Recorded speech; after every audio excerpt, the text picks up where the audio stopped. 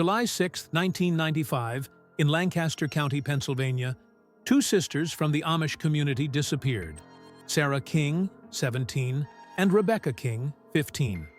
At 9:30 a.m., they left their parents' farm to go to the Miller family farm 4 miles away. Their task was routine: to deliver baskets of produce. The wagon was pulled by a gray gelding named Blaze.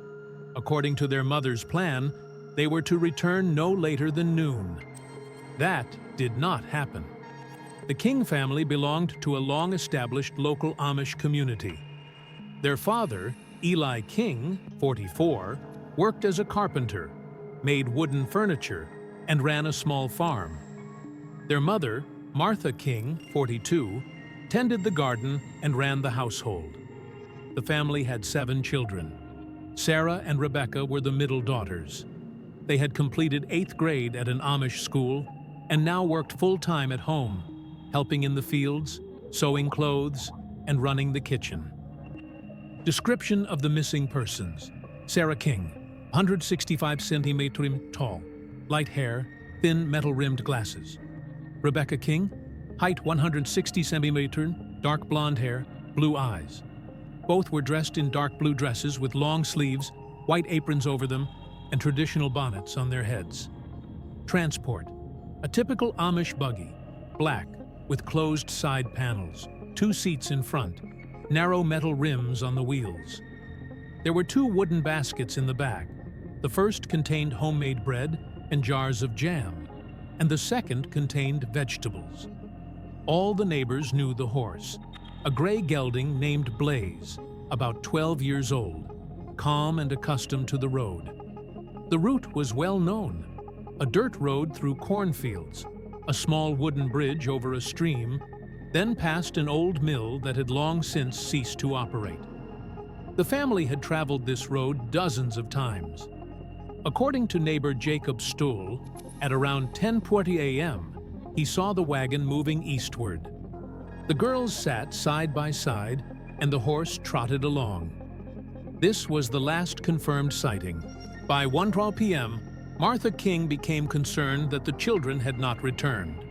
At first, she assumed that they had stayed behind to help at the Miller farm. At 3:12 p.m., her anxiety grew. There was no sign of the horse or wagon on the horizon. Their father harnessed another horse and set out to check the road himself. He found no traces near the mill or the bridge. The roadside ditches were also empty.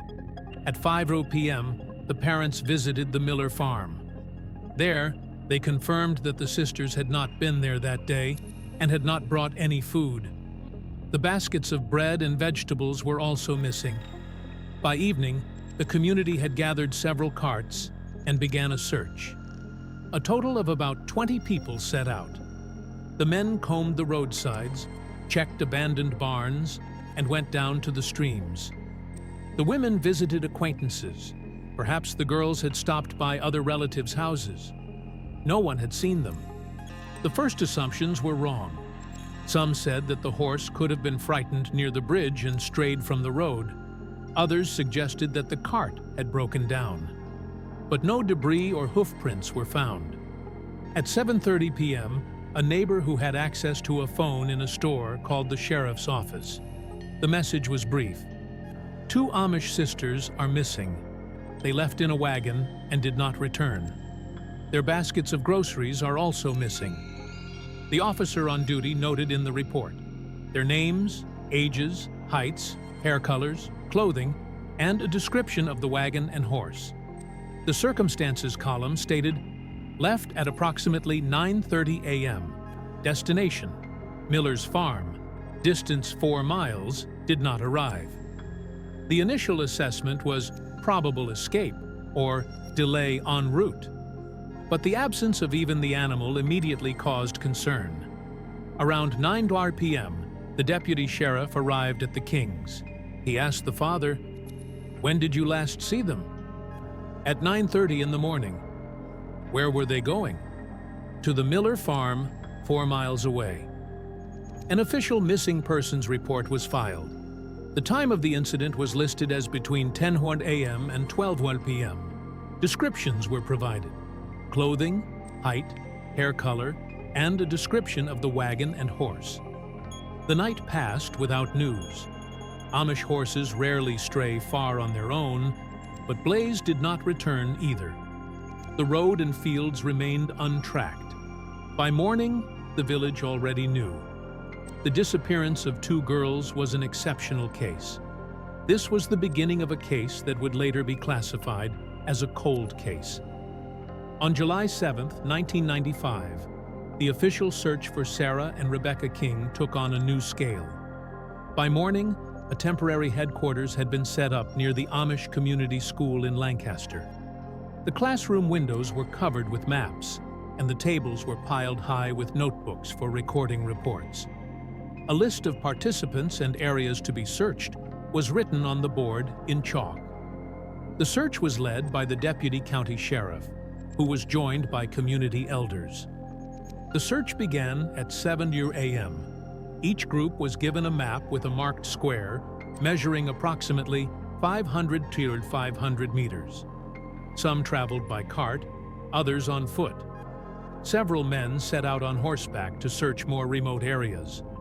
Several volunteers took dogs trained to search for people. Special attention was paid to the roads. The missing route ran east, across a bridge over a stream, past an old mill, and on to the Miller farm. That is where they began their search. By 9:30, the group had covered the bridge and the banks. The report states, "The water is clear, there are no landslides, no tree debris found, no traces of a cart or horse." At 10:15 a.m., one of the volunteers, Amos Byer, reported wheel tracks on a sandy section of the road.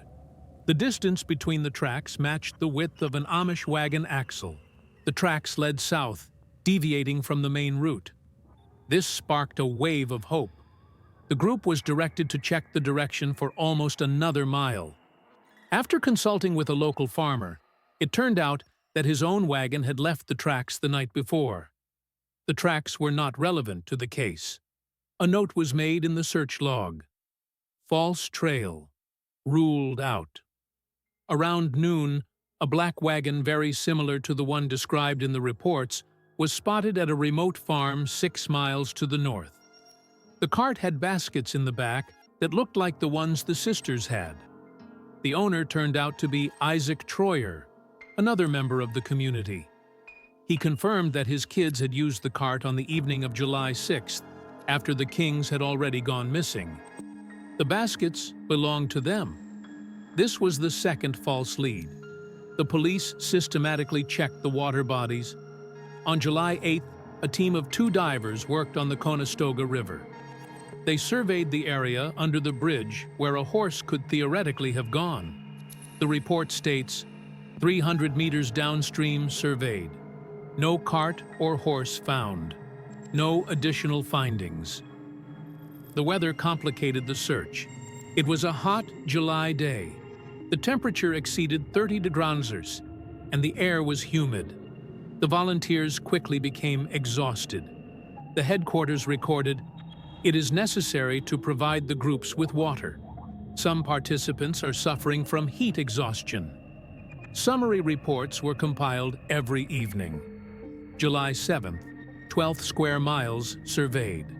July 8th, another 13 added.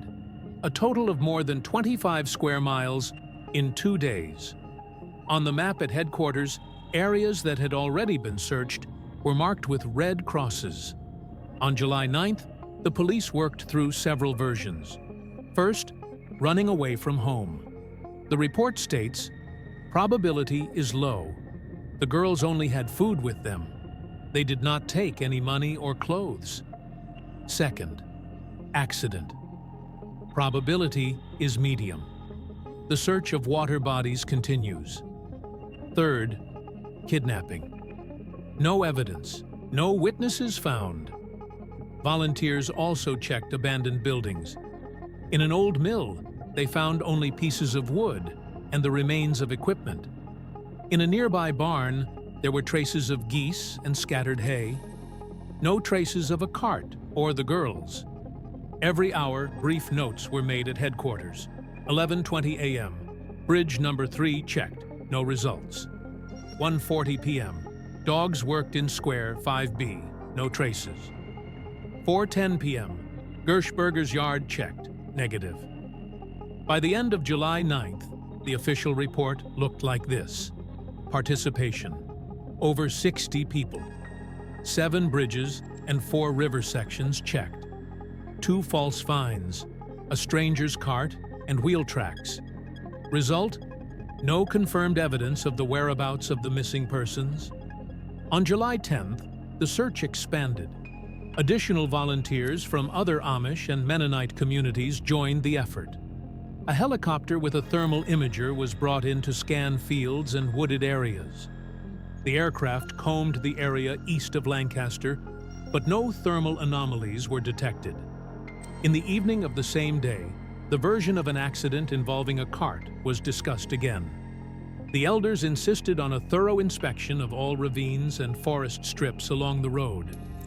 Over the course of 2 days, the groups searched more than a dozen ravines. No fragments of wooden wheels or metal rims were found. Thus, the first week of the search painted a clear picture. Significant resources and large areas had been surveyed, but there was not even the slightest clue. The disappearance of 2 sisters and an entire wagon remained a mystery. The search operation moved into a phase of deeper theories and assumptions. By mid-July, the active search had yielded no results. At the headquarters at the Amish school, the maps were densely covered with red checked marks, but there were no leads. On July 12th, a new item appeared in the deputy sheriff's report. Working versions must be formed. Continue only after checking the main hypotheses. Version 1. Escape officers immediately considered the possibility of voluntary disappearance. The arguments seemed formal. Teenagers often crave more freedom. The sisters were 17 and 15 years old. They could have run away together. But the first checks already revealed contradictions. Protocol number 1495. Personal belongings are at home. They did not take any money. Everyday clothes were left behind. The mother confirmed, all their clothes are hanging in the closet. Only the dresses they wore when they left, and their white bonnets are missing. Pastor Ivan Ledig gave a brief comment after the service. Both are obedient. No conflicts. Escape is impossible. The version was officially left as unlikely.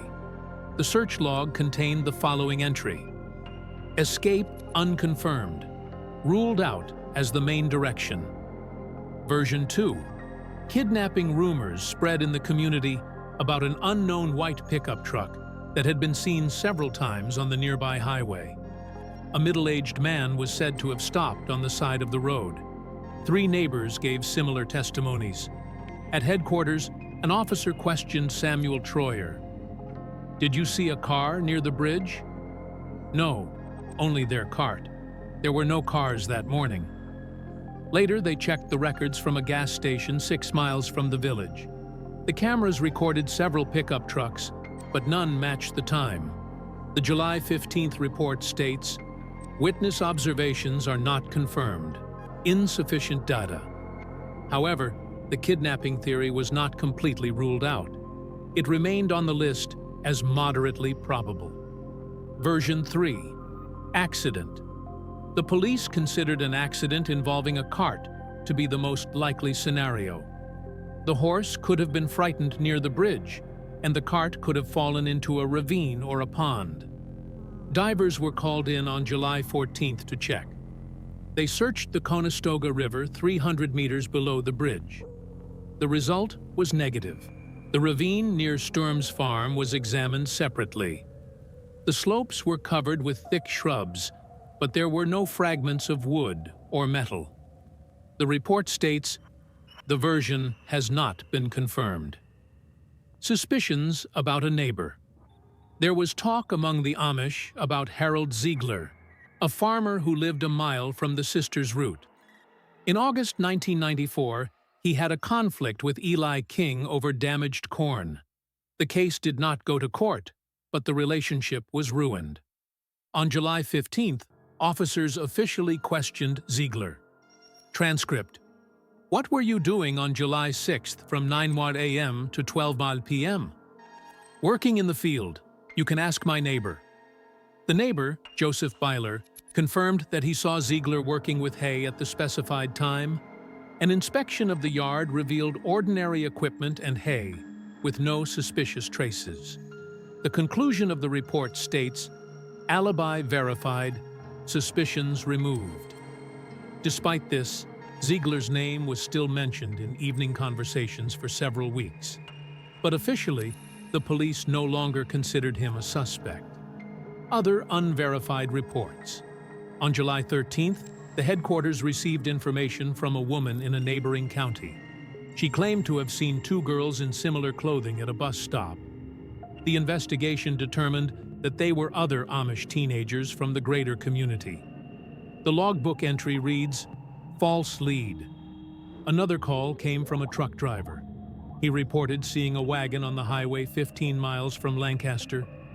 A time check showed that he was driving on the night of July 7th, when the sisters were already missing.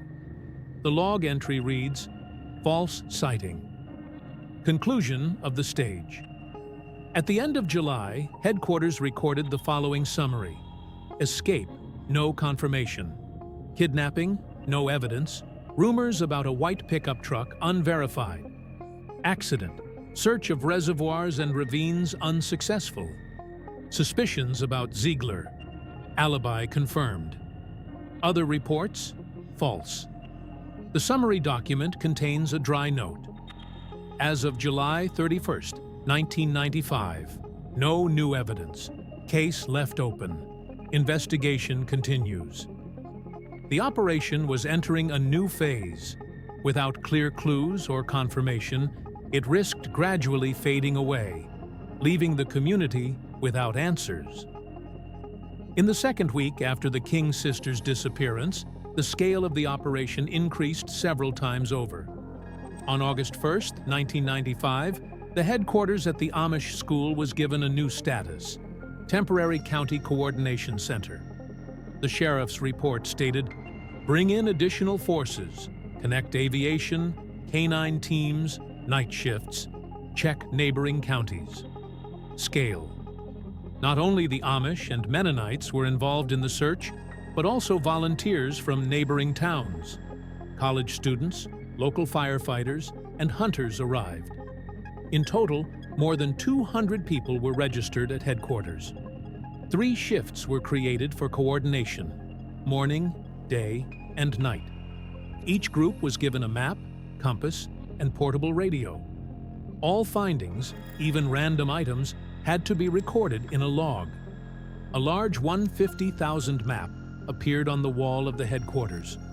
The squares were colored in different colors: blue, checked during the day; green, at night; red, confirmed as a foreign trace. By the end of the first week, the map resembled a mosaic, but there were still gaps. Dog handlers. On August 3rd, 2 official dog handling teams arrived from Harrisburg. The dogs were given bonnets and old girls' dresses to work with. On the first day, they led north from the mill. The trail stretched for about 400 meters and ended near a cornfield. On the second day, the dogs reacted again near the stream, but the result was the same. The scent was lost. The dog handler's report states, "The traces are too old. The result is unidentified." A short dialogue was recorded in the report. Was there a scent? Yes, but it was scattered. It is impossible to determine the direction. Aviation. On August 4th, a Bell 206 helicopter was brought in. The flight lasted 5 hours. The cost was $2,400 from the county budget. The helicopter surveyed 42 square miles of forest and ravines. The photographs were analyzed the same day. No objects resembling a cart or horse were found. The daily report states, air check negative. No additional signs. Night logs. Night shifts were introduced on August 5th. Groups of 6 people left at 10 p.m.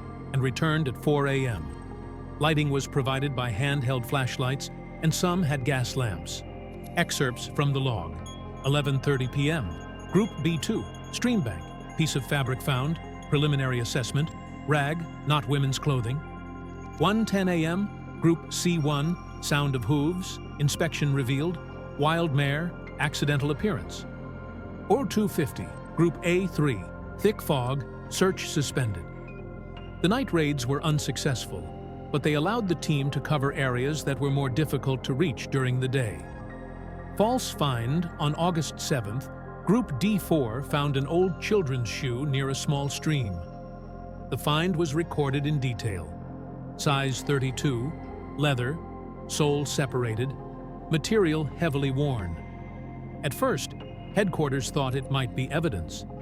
The shoe was photographed and sent to the King family. Martha King recognized it immediately. "This isn't ours. Our girls wore different models."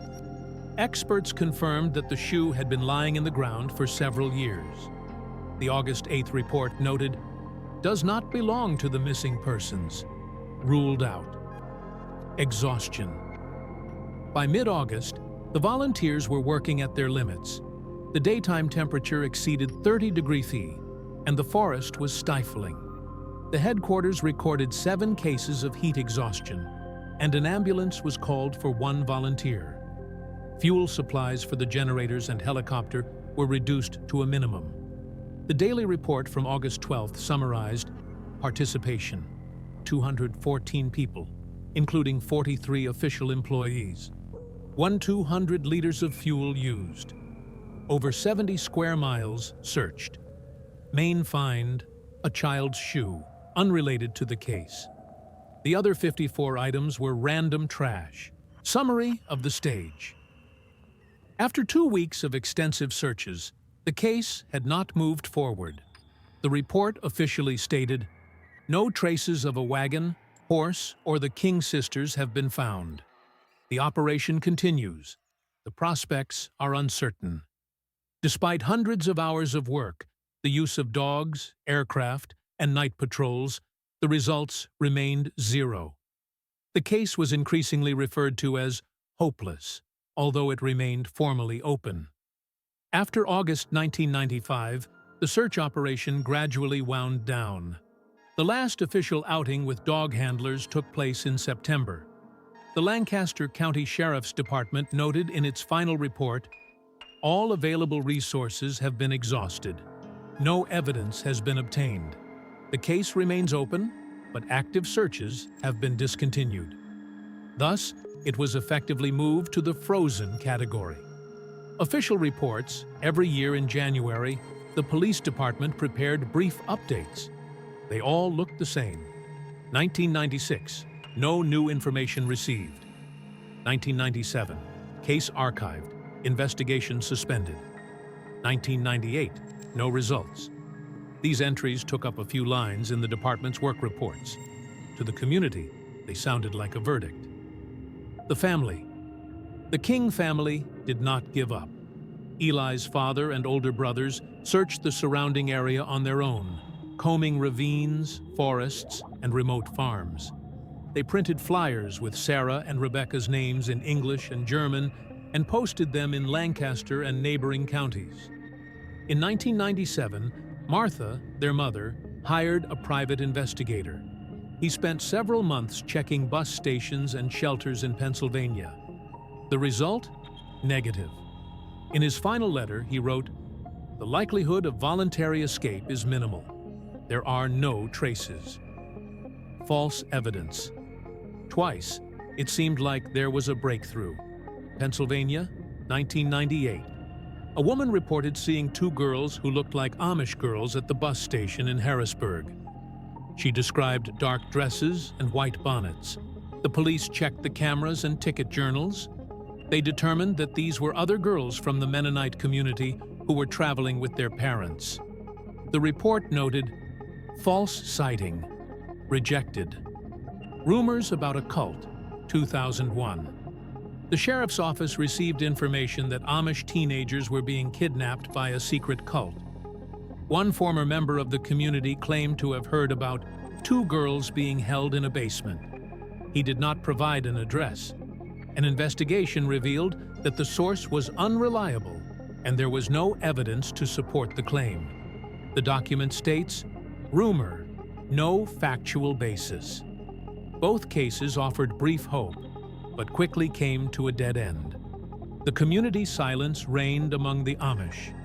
The events were only mentioned in small circles, at community gatherings. Every year in July, the pastor would say during his sermon, "Sisters Sarah and Rebecca are still missing. Please pray." A record of these words was added to the church notes every year. The state of affairs in 2003. By the beginning of the new decade, the case had finally lost momentum.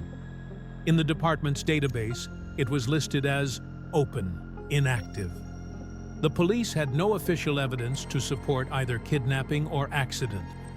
The King family continued their private search, but the results were nil.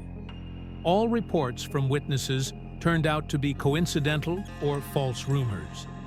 In the 2003 summary, the last line read dryly, "For 8 years, the case has been at a standstill. No new facts." On March 10, 2004, 3 teenagers from the town of Coleraine went to the old mine tunnels on the outskirts. The place was known among locals as dangerous and off-limits, but it attracted children. Concrete walls with warnings, graffiti, narrow tunnels where any sound echoed. The mine had not been in operation since the early 1970s, and there were no official barriers left. At around 4:40 p.m., the teenagers with flashlights made their way down the eastern corridor, which descended 40 meters. One of them noticed the outline of something round in the pile of boards. When they shone their lights on it, the metal rim of a wheel flashed in the light. They pulled away a few boards and saw a whole cart, warped, with a broken front axle. The wood was darkened and brittle from moisture. The wheels were rusted, and the body was partially crumbled. In the body lay pieces of fabric, stuck together and almost decomposed. The material crumbled into fibers when touched. Next to the cart, on the floor of the mine, they found a rusty lantern with cracked glass. Everything looked as if it had remained untouched for years. The teenagers were frightened and ran away. At 5:30 p.m., one of them reported the discovery to adults. In the evening, 2 sheriff's deputies from Lancaster arrived at the scene. Initial report on March 11th at 9 a.m. A group of forensic experts conducted an inspection. The document states, object, wooden wagon, wheels, metal rims, condition, severe corrosion, front axle, broken, remnants of fabric in the body. Nearby, a corroded metal lantern. Object recorded, site cordoned off. Traces of black paint remained on the wheels. This detail matched the description of the King family's cart.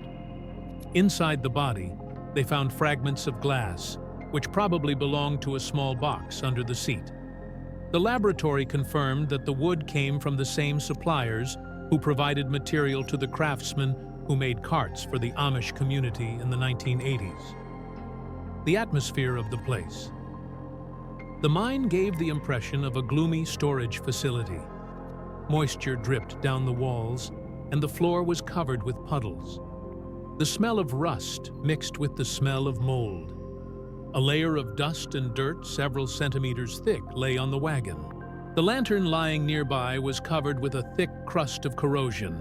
The glass was broken, and the handle was broken off. One of the officers wrote in his report, "The condition of the items indicates that they have been in a closed environment for a long time, approximately 7 to 8 years." Community reaction. The news spread quickly throughout the district. Journalists gathered again at headquarters. The King family arrived to identify the items. Eli's father recognized distinctive details: a small toolbox under the seat and metal hinges that he had once repaired himself. The mother confirmed, "This is our wagon.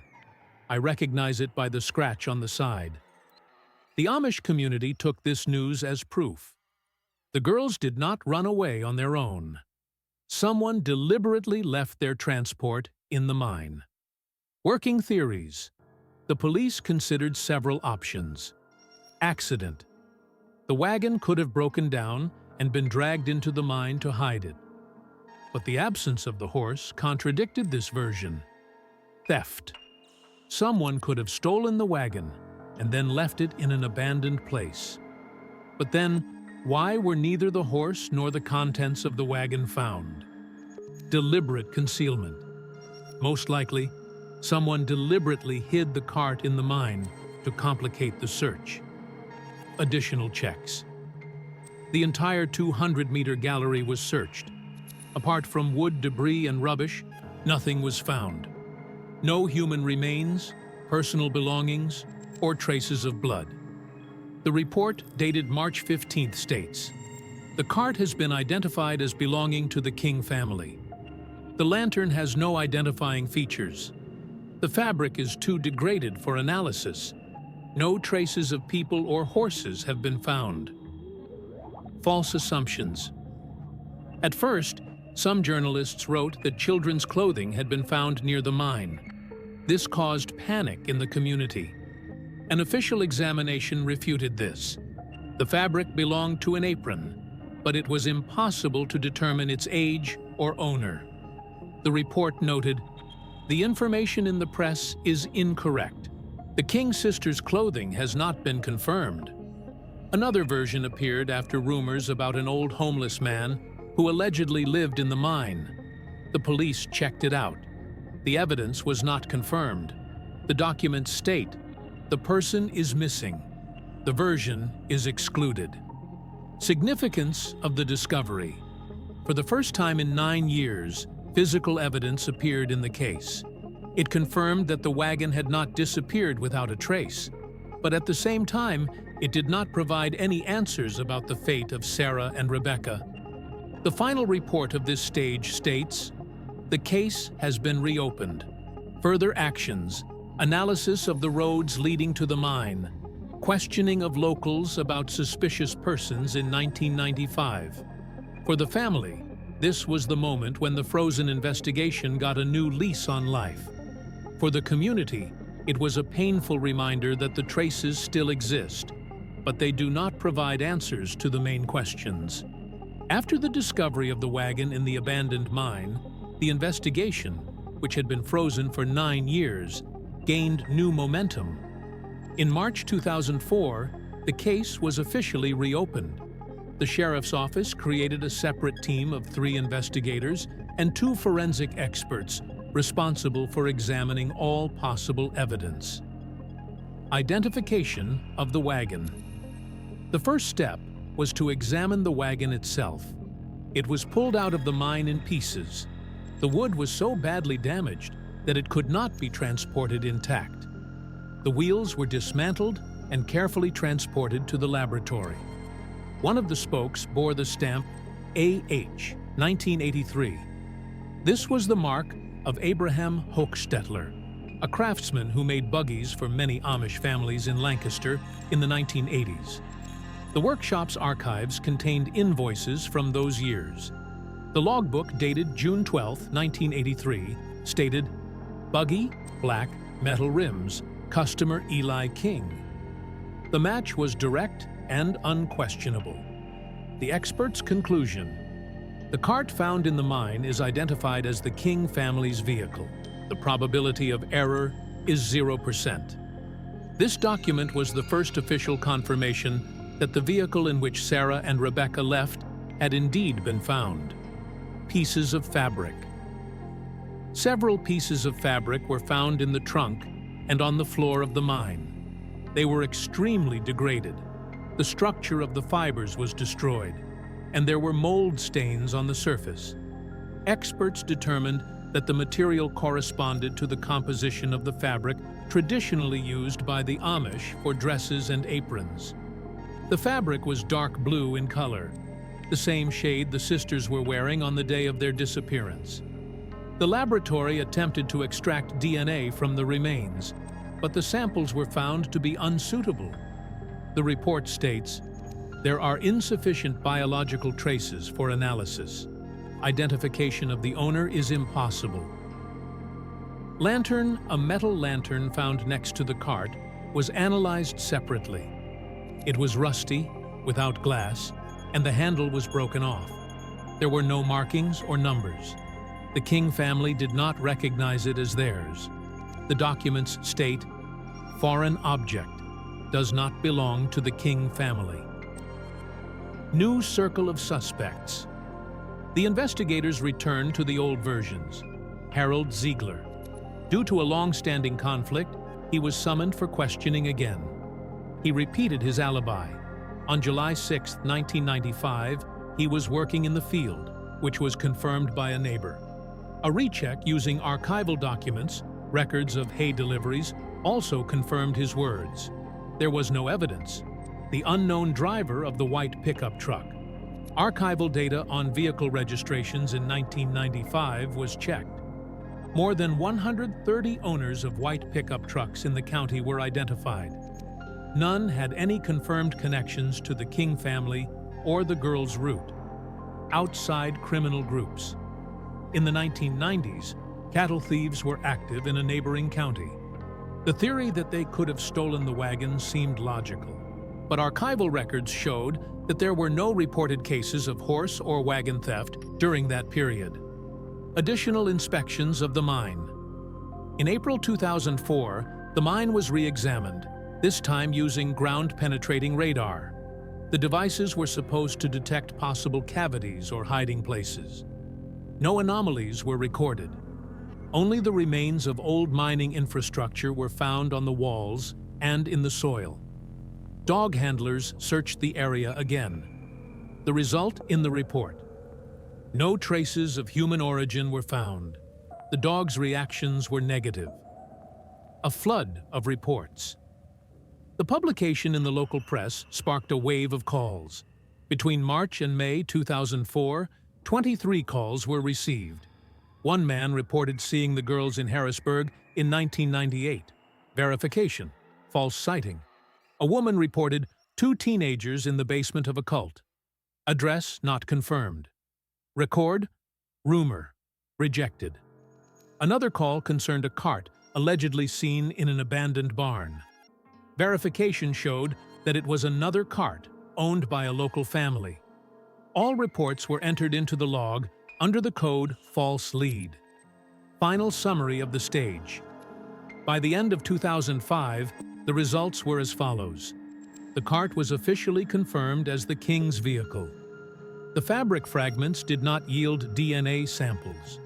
The flashlight was rusty and did not belong to the Kings. The suspects were re-examined, but there was insufficient evidence. New evidence did not yield any results. The final document states, case remains open. Evidence insufficient. Status, cold case, temporary. For the family, it was a blow. Material evidence had finally been found, but it did not bring them any closer to a resolution. For the investigators, it was another dead end, recorded in the protocols without emotion, only in dry wording. In 2006, the case of the disappearance of sisters Sarah and Rebecca King was officially declared a cold case. After the discovery of the cart in the mine, almost 2 years of active investigations passed, but no new evidence was found that would allow the girls' whereabouts to be established. Case status. The final report, dated January 18, 2006, states, status, cold case. Results of the active phase, 2004-2005. The cart was positively identified. Fabric fragments did not yield DNA. No other evidence. Further action, case transferred to the cold case department for archival supervision. This document consisted of 14 pages detailing all the measures taken, from the examination of the mine to the investigation of suspects. Its language was dry and formal, without any emotional conclusions. List of suspects investigated. A separate section of the final report contained a list of individuals who were investigated between 1995 and 2005. Harold Ziegler, a farmer and neighbor who had a conflict with the King family in 1994. Investigated twice. Alibi confirmed by witnesses and documents. No evidence of involvement. Unidentified driver of a white pickup truck. Several witnesses in 1995 claimed to have seen the vehicle nearby. Archive databases checked.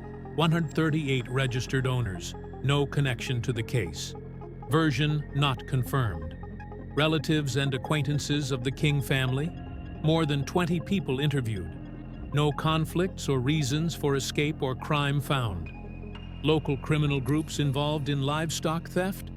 Several cases were recorded in neighboring counties in the 1990s, but none in Lancaster in 1995. No connection has been established.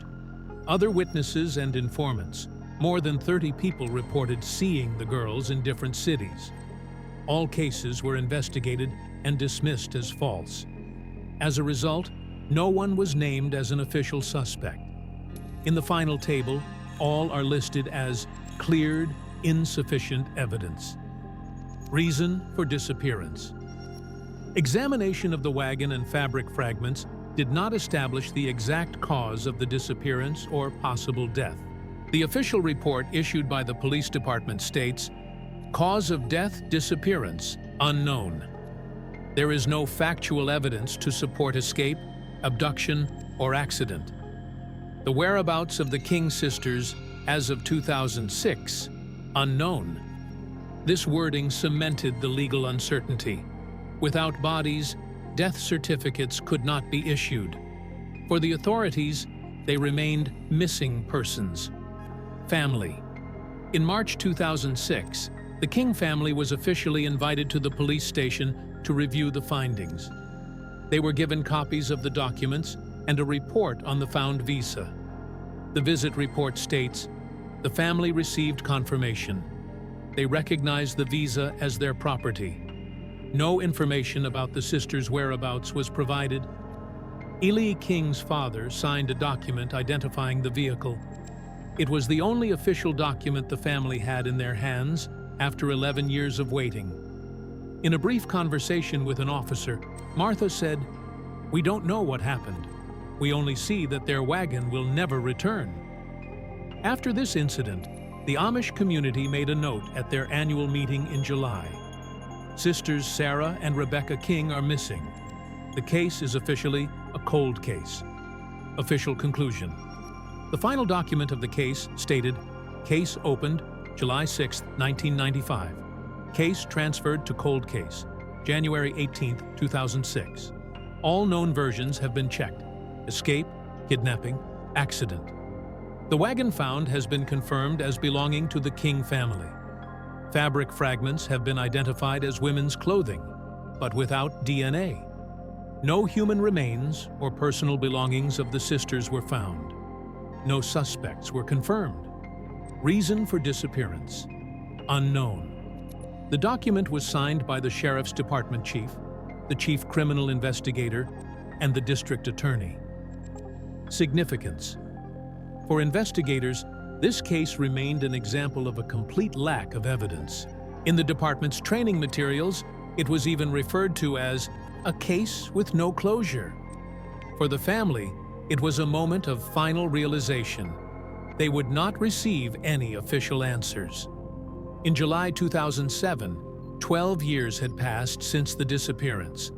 At a community meeting, the pastor read a short report. 2 sisters, Sarah and Rebecca King, are still missing. The case has been declared a cold case. All searches have been completed.